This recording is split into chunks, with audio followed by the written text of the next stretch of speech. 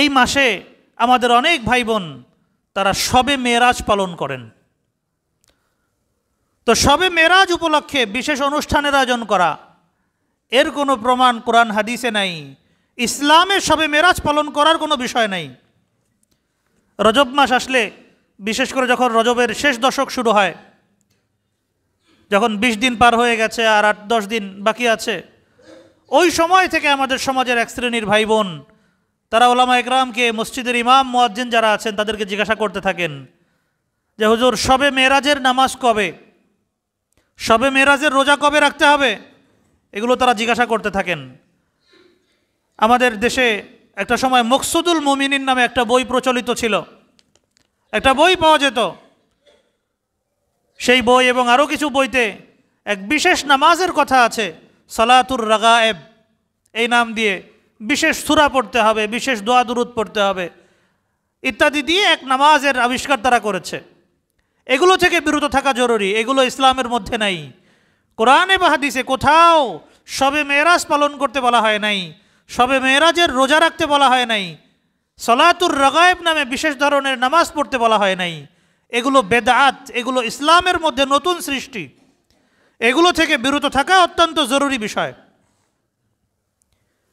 এরপর আরেকটা বিষয় আছে, রজব মাসে উমরা করা এবং এটাকে বিশেষ ফজিলতপূর্ণ মনে করা।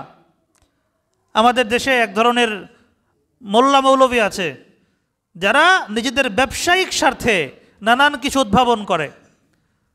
তো উমরার ব্যবসা যারা করে, যারা এর সাথে জড়িত, তারা অনেক সময় প্রচার করে যে রজব মাসে উমরা করলে এই এই বিশেষ ফজিলত পাওয়া যাবে। তারা এটার নাম দিয়েছে উমরায়ে রজবিয়া, রজব মাসের উমরা। আসলে এর কোনো ভিত্তি ইসলামে নাই যে রজব মাসে উমরা করলে বাড়তি কোনো ফজিলত পাওয়া যাবে, রমজান মাসে উমরা করলে বাড়তি ফজিলত পাওয়া যাবে, এই কথা হাদিসের মধ্যে আসছে। সেটা রমজানের ব্যাপারে আল্লাহ রসুল বলেছেন রমজানে উমরা করা এটা হজের সমান ফজিলত রাখে। সুবহানাল্লাহ বিহামদি। এজন্য যাদের আমাদের তৌফিক আছে আমরা রমজানে উমরা করার চেষ্টা করি, আল্লাহ রাব্বুল আলামিন আমাদেরকে তৌফিক দান করেন।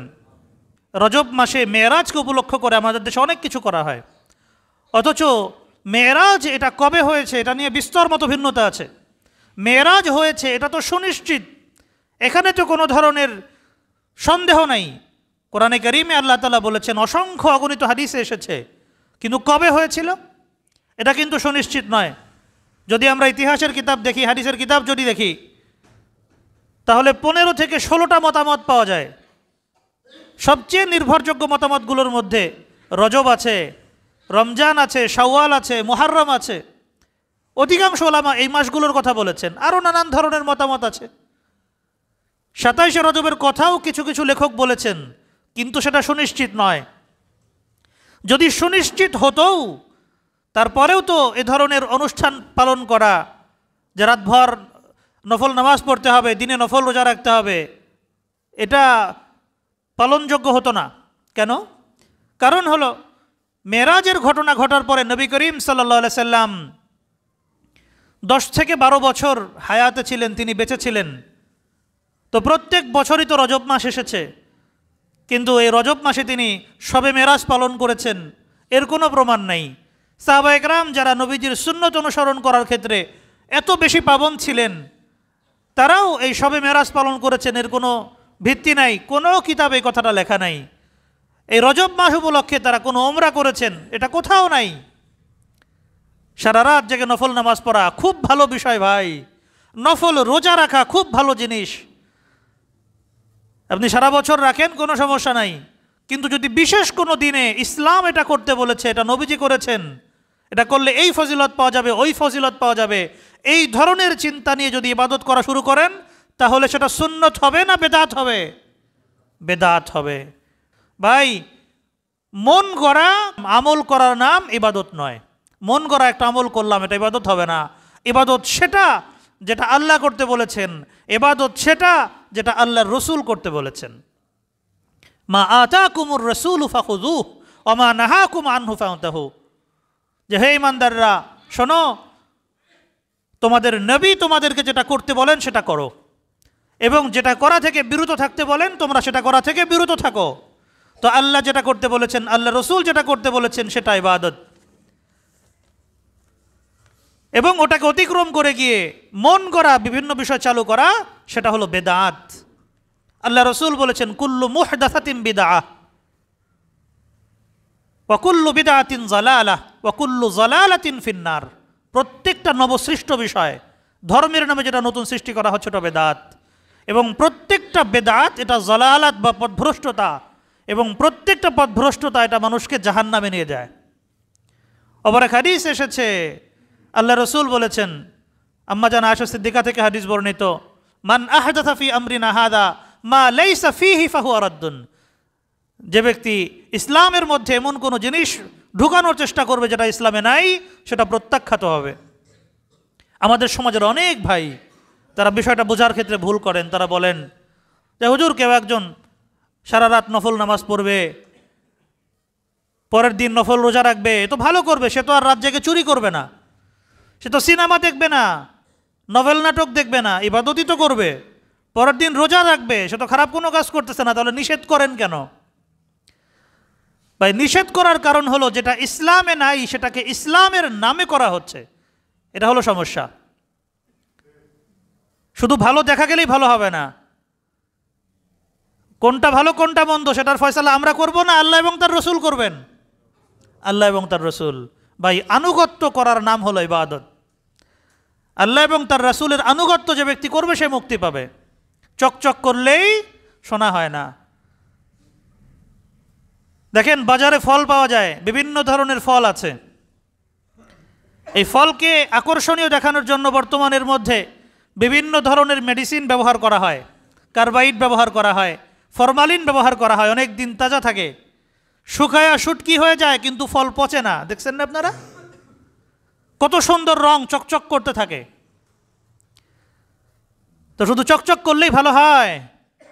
ওই ফল খাইলে স্বাস্থ্যের উপকার হবে না, উল্টো ক্ষতি হবে? উল্টো ক্ষতি হবে। তা আপনার আমার কাছে মনে হইতে পারে এত সুন্দর একটা বিষয়, সলাতুর রাগায়েব চালু করছে, হ্যাঁ, এটা করলে সমস্যা কি? ভাই, দেখতে তো খুব সুন্দর দেখা যাইতেছে, খুব চকচক করতেছে, কিন্তু চকচক করলেই সেটা শোনা হয় না, চকচক করলেই সেটা অনুসরণীয় হয় না। যেমন বাজারে ফল দেখতে শুধু সুন্দর হইলেই সেটা খাওয়া যায় না, ওর মধ্যে কার্বাইড থাকতে পারে, ওর মধ্যে ফরমালিন থাকতে পারে, ওটা খেলে স্বাস্থ্যের উপকার না হয়ে ক্ষতি হওয়ার সম্ভাবনাই বেশি। এজন্য ভাই দোস্ত মোহতারাম, বিদআত থেকে বাঁচতে হবে। বুদ্ধিমান কারা? যারা রসুলুল্লাহর সুন্নত অনুসরণ করে। অনেকে তো উলামায়ে কেরামকে বদনাম দেয় যে হুজুররা এখন নতুন নতুন ফতোয়া বের করছে, এটা করা যাবে না, ওটা করা যাবে না। নতুন নতুন না ভাই, এগুলো আগে থেকেই আছে, আপনি জানতেন না। পার্থক্য এখানে, কোরআন মাজিদের অনুবাদ হয়ে গেছে, হাদিসের প্রায় সকল কিতাব অনুবাদ হয়েছে। ইসলামিক ফাউন্ডেশন থেকে আপনি সংগ্রহ করেন, খুবই নির্ভরযোগ্য ব্যক্তিরা অনুবাদ করেছেন। হাদিসের কিতাব আপনি পড়েন, কোরআন মাজিদের অনুবাদ পড়েন, আপনি তো এগুলো বের করতে পারবেন, কোনো সমস্যা নাই। উলামায়ে কেরামের কি আর খায়দে কাজ নাই যে তারা আপনাকে ইবাদত থেকে বাধা দিতে আসবেন? উলামায়ে কেরাম আপনাদের কল্যাণকামী না আপনাদের ক্ষতির কারণ? তারা আপনাদের কল্যাণকামী। এজন্য দোস্ত মোহতারাম, আমরা সুন্নত এবং বেদাত বোঝার চেষ্টা করি। আল্লাহ রাব্বুল আলামিন আমাদেরকে তৌফিক দান করুন। দেখুন, এই যে শবে মেরাজ, এই শবে মেরাজ পালন করতে হবে নাকি মেরাজের বাণী, মেরাজের যে মর্মকথা, মেরাজ থেকে নবীজি যে আদর্শ নিয়ে এসেছিলেন সেটা জীবনে ধারণ করতে হবে? কি করতে হবে আমাদের? শবে মেরাজ পালন করলাম, কিন্তু মেরাজের মাধ্যমে যে নামাজ আমরা পাইলাম, নামাজের খবর নাই। ভাই, এক রাত আপনি সারা রাত নফল পড়লেন, কি ফায়দা? এই মেরাজের মাধ্যমে নামাজ এসেছে, 5 ওয়াক্ত নামাজ, এত ফজিলতপূর্ণ ইবাদত। 5 ওয়াক্ত নামাজ প্রতিদিন আদায় করেন, কত ফজিলতের জিনিস। জীবনের সমস্ত গুনাহ মাফ হয়ে যাবে, ডান হাতে আমলনামা পাবেন, কিয়ামতের দিন হাসতে হাসতে জান্নাতে যেতে পারবেন। সেটার কোনো খবর নাই, 5 ওয়াক্ত নামাজের খবর নাই। ফজরে দেখা যায় না, এশায় দেখা যায় না, জোহরে, আসরে, মাগরিবে মাঝে মধ্যে দেখা যায়। কেন রে ভাই, আপনার আমার কেন এই অবস্থা হয়ে গেল? সবে মেরাজ নিয়ে পড়ে আসি, অথচ মেরাজ যে কারণে হয়েছিল, যে নামাজ দেওয়ার জন্য হয়েছিল, সেই নামাজের খবর নাই। কেন রে ভাই, আমরা এমন মুসলমান কেন হইলাম? যেই নবীকে আল্লাহ তাআলা এত মর্যাদা দিলেন, মেরাজের রজনীতে তাকে নিজের কাছে ডেকে নিলেন, এত এত শ্রেষ্ঠত্ব তাকে দান করলেন, সমস্ত নবীদের ইমাম বানায় দিলেন, আরো সে নিজের পাশে বসাইলেন, এত একান্ত আলাপ তিনি করলেন। সেই নবীর উম্মত হতে পারলাম, আমরা গৌরব করি। কিন্তু সেই নবীর সুন্নতকে কেন জীবনে ধারণ করি না ভাই? নবী মেরাজে গিয়েছিলেন, ওটা বললাম আর ফাল পারলাম, খুশিতে লাফাইতে থাকলাম, তাহলে মুক্তি পাওয়া যাবে না? মুক্তির জন্য নবীজির সুন্নতের অনুসরণ করতে হবে, নবীজির সুন্নতের অনুসরণ করতে হবে ভাই। আশেকে রসুলের দাবি তো কতজনেই করে, বিশ্ব আশেকে রসুল হওয়ার দাবিও তো আমাদের সমাজে বহু মানুষ করে, কিন্তু সুন্নতের খবর নেই। ওই যে কবি বড় চমৎকার কথা বলেছেন, তু কুজাওয়া সুন্নতে আহমদ কুজা বা মুহাম্মদ কে বুয়াদ নিসবত তুরা। আরে ভাই তুমি কোথায় আর তোমার রসুলের সুন্নত কোথায়? নিজেকে শুধু আশেকে রসুল দাবি করলেই তো হবে না। আশেকে রসুল শুধু দাবি করলে হবে? এটা দাবি করার জিনিস না কাজে প্রমাণ করার জিনিস? কাজে প্রমাণ করার জিনিস ভাই। আল্লাহ রাব্বুল আলামিন আমাদের সবাইকে সত্যিকারের আশেকে রসুল হওয়ার তৌফিক দান করুন, নবীজির সিরাত নবীজির জীবন আদর্শকে বাস্তবায়ন করার তৌফিক দান করুন। আমরা সকলে বলি আমিন।